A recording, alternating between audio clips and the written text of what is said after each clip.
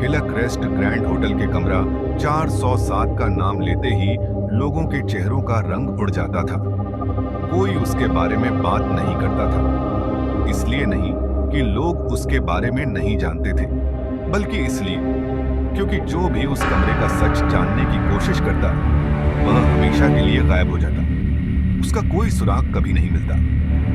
अक्टूबर की एक ठंडी और बरसाती शाम 28 वर्षीय खोजी पत्रकार राहुल मेहता देवगढ़ नाम के एक छोटे से पहाड़ी कस्बे में पहुंचा। पिछले कई महीनों से वह एक ऐसे रहस्य की तलाश में था जिसने पुलिस, प्रशासन और स्थानीय लोगों को 3 दशकों से परेशान कर रखा था। हिलक्रेस्ट ग्रैंड होटल, एक ऐसा होटल जहां पिछले 30 वर्षों में 12 लोग बिना किसी निशान के गायब हो चुके थे। न कोई शव मिला, न खून का एक कतरा, न संघर्ष के कोई निशान। बस एक समानता थी, वे सभी कमरा 407 में ठहरे थे। स्थानीय लोग कहते थे कि उस कमरे में कोई इंसान नहीं रहता, वहां कुछ और रहता है, कुछ ऐसा जो किसी को वापस नहीं जाने देता। लेकिन राहुल अंधविश्वास में विश्वास नहीं करता था, वह सच पर विश्वास करता था और वह उस सच को दुनिया के सामने लाने आया था। हिलक्रेस्ट ग्रैंड होटल बाहर से जितना भव्य दिखता था, अंदर से उतना ही डरावना। पुरानी लकड़ी की फर्श हर कदम पर चरमराती थी। पीली धुंधली रोशनी गलियारों में अजीब परछाइयां बना रही थी। दीवारों पर टंगी पुरानी तस्वीरें ऐसा महसूस कराती थी मानो उनमें मौजूद लोग अब भी तुम्हें देख रहे हों। रिसेप्शन पर बैठे थे एक बुजुर्ग मैनेजर, मिस्टर फर्नांडिस। जब राहुल ने कहा मुझे कमरा 407 चाहिए, तो पहली बार उनके चेहरे से मुस्कान गायब हो गई।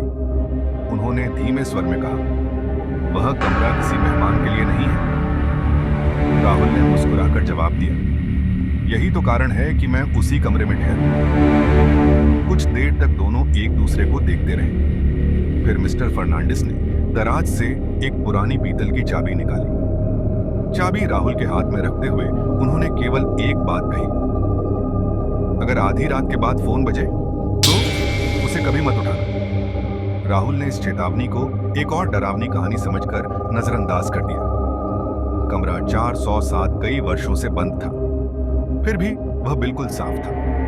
कमरे के एक कोने में एक पुरानी दादाजी वाली घड़ी टिक टिक कर रही थी। बिस्तर के पास रखा था एक काला रोटरी टेलीफोन। अजीब बात यह थी कि पूरे कमरे में बिजली का एक भी सॉकेट नहीं था, फिर भी फोन जुड़ा हुआ था। राहुल ने पूरे कमरे की तलाशी ली, फिर चारों ओर छिपे कैमरे लगा दिए, दरवाजा अंदर से बंद किया और इंतजार करने लगा। जैसे ही घड़ी ने 12 बजाए, फोन की घंटी पूरे कमरे में गूंज गई। ट्रिन, ट्रिन, ट्रिन। घंटी लगातार बजती रही। राहुल मुस्कुराया, किसी का मजाक है, लेकिन घंटी बंद नहीं हुई। आखिरकार उसने रिसीवर उठा लिया। दूसरी तरफ सिर्फ तेज खरखराहट थी। फिर एक कांपती हुई आवाज सुनाई दी, उसे तुम्हें देखने मत देना। राहुल ने पूछा, कौन हो तुम? घबराई हुई आवाज बोली, ध्यान से सुनो, वह पहले से ही कमरे के अंदर है। और कॉल कट गई। राहुल ने तुरंत पूरा कमरा छान मारा, अलमारी, बाथरूम, बिस्तर के नीचे, लेकिन कोई नहीं था। सब कुछ सामान्य था। फिर उसने कैमरों की रिकॉर्डिंग देखनी शुरू की।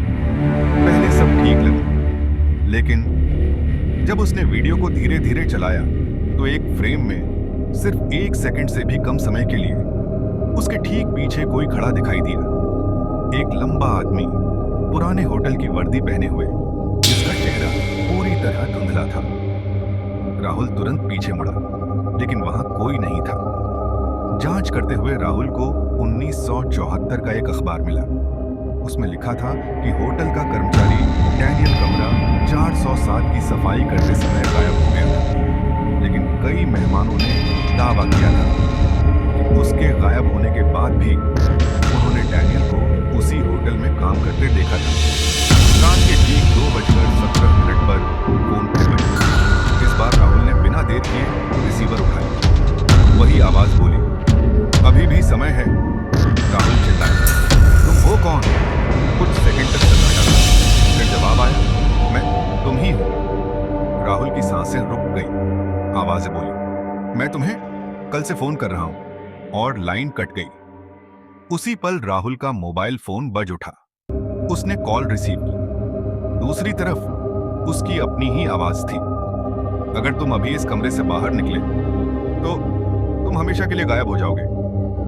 कॉल समाप्त हो गई। राहुल ने नंबर देखने की कोशिश की, लेकिन वहां कोई नंबर नहीं था। सिर्फ लिखा था रूम 407। अब डर राहुल के चेहरे पर साफ दिखाई दे रहा है। उसने दरवाजा खोला, लेकिन बाहर का गलियारा बदल चुका था। सारी लाइटें गायब थी। दीवारों की पपड़ी उखड़ चुकी थी। हर कमरे का नंबर मिट चुका था। सिर्फ 407 वह सीढ़ियों की ओर भागा, लेकिन हर रास्ता, हर मोड़ उसे वापस उसी कमरे के सामने ले आता। बार बार, बार बार और बार बार। सुबह की पहली किरण के साथ सब कुछ सामान्य हो गया।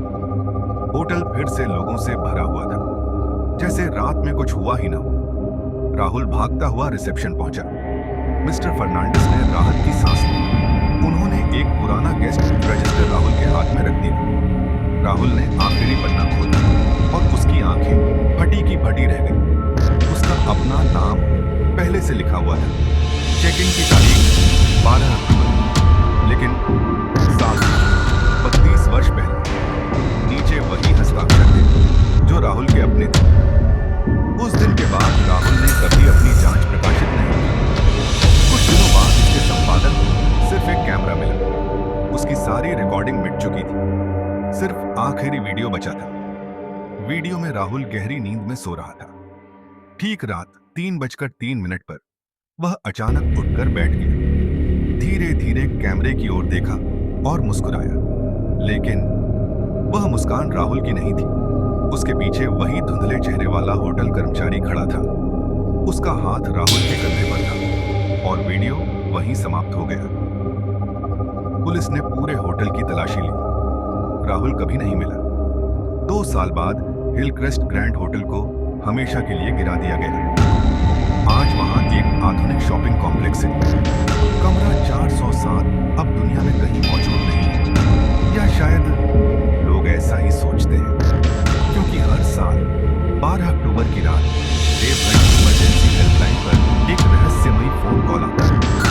पहले सिर्फ तेज खड़खड़ाहट सुनाई देती, फिर एक डरी हुई आवाज कहती है, कृपया कमरा 407 में बजने वाला फोन कब बंद करें। लेकिन सबसे बड़ा सवाल आज भी वही है। जब कमरा 407 अब अस्तित्व में ही नहीं है, तो यह फोन कौन करता है और कहां से?